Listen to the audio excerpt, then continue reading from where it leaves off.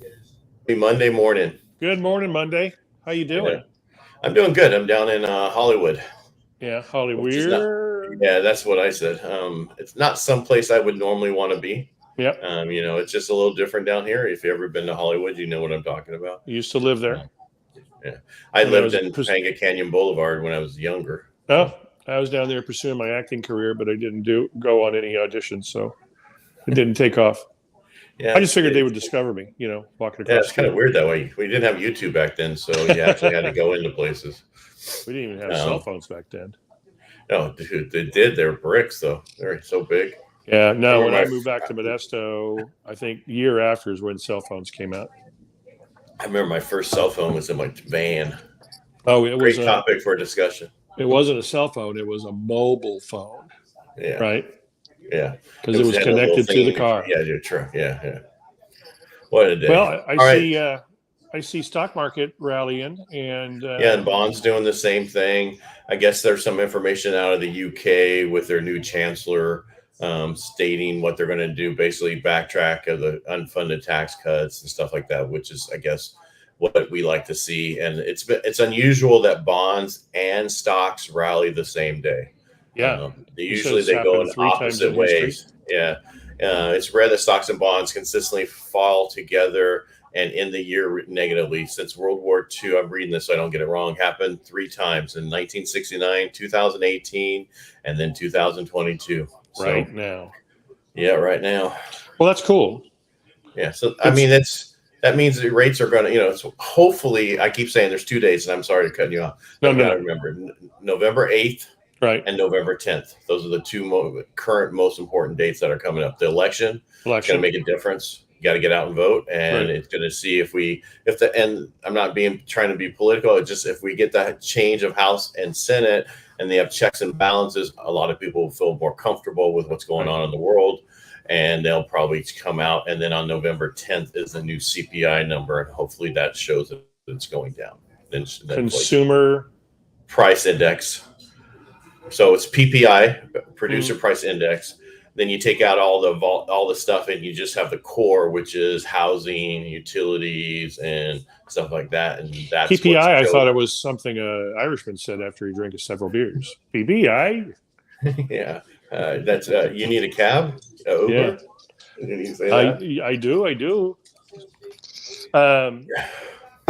going on in real estate? Anything over the weekend? I did nothing over the weekend, real estate related. I was in Long Beach all week for CAR meetings, and CAR is California Association of Realtors, if you don't know. Lots of stuff happening there, lots of legislation, lots of legislation fighting. Is there something legislation that wants to create point of sale items? Oh, okay. So, is there something big that's coming up that we should know about on any of the elections or anything that has to do with real estate? There's no red alerts right now. We had a good report that some of the stuff that were red alerts, one passed. There's nothing we couldn't stop it, but we defeated 2 others. And right now, there's not much else that's scary at the moment. One good thing is we had a surprise Zoom visit. I can't remember the senator's name. Starts with a P, and I hate that I forgot that. I wrote it down, but my folder's in the other room. Anyway, he's introducing legislation to look at 1031 exchanges and change filing married, principal resident, or 1031 exchange. Your gain would be, no, it's got to be not 1031. It's got to be principal residence. So just capital gain. There you go. The first $1 million is tax-free, married couple. 500,000 single each. Yeah. So now they're trying to raise it from 250 to 500,000. 250 to 500, and married is already 500. Right. Well, it's 250 per individual. Right.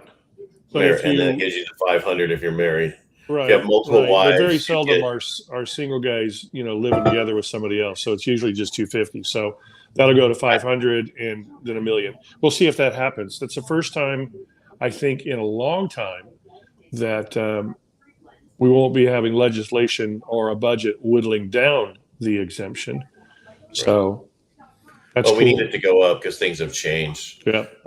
You didn't let me get my joke in there when I said if you had multiple wives, then you could get $1 million if you have 3 wives, right? Yeah. Yeah, that gives me an idea. God. Go back. Too bad I'm not attractive. I have to work on this personality a little bit. I wonder if what they should do. It would be nice if they did it if people, if it's 250,000 per. But this is primary residence, so it won't matter what I'm talking about. Move on. It's primary. Because what if you had a bunch of people who bought the house together and they all live there, right? Yeah. They still only get the married couple 250, right? The married couple would be 500. Well, 250 each. I always focused on individuals. Oh, I know. 250 I know. I don't. Because even if they're not married, but they're common law, they still will get the 500,000. Right. So each one will get the 250. So if it passes, they would still get the $1 million. Gotcha. Yeah. It would double the exemption. Right. Which would be good. That's exciting. Well, and everybody else is going, but I sold my house last year. Well, sorry. They should make it retroactivated. Yeah, right. They don't do that. They do. They do when they try to increase taxes. Well, they increase taxes. Yes, they do. So when they decrease taxes, no, they don't. They should. Yeah. All right. It'd be cool if we could live on shoulds. Yeah, should have, coulda, woulda, and would have. All right. So again, rates are improving a little bit. It just hopefully we stay in this realm going forward, showing that we are. It's just going to depend on what's being said over the next few weeks and what happens on November. Right. So especially if we can keep Biden and his administration silent for a couple of days. Don't put foot in mouth. He's got to go get some ice cream, so of course he's not going to be silent. I hear there's a sale at Baskin Robbins. It's like every time I see him, he's out talking to somebody. He's got an ice cream in his hand. Yep. Well, it keeps him calm. Well, that was like Bill Clinton. He was always at McDonald's. Remember? Yeah. Remember they did the SNL skits? They would have a beer in it. Yes, I do kind of remember that. Those were when SNL was pretty good. Yeah, that was when it was okay to make fun of everybody. Yeah.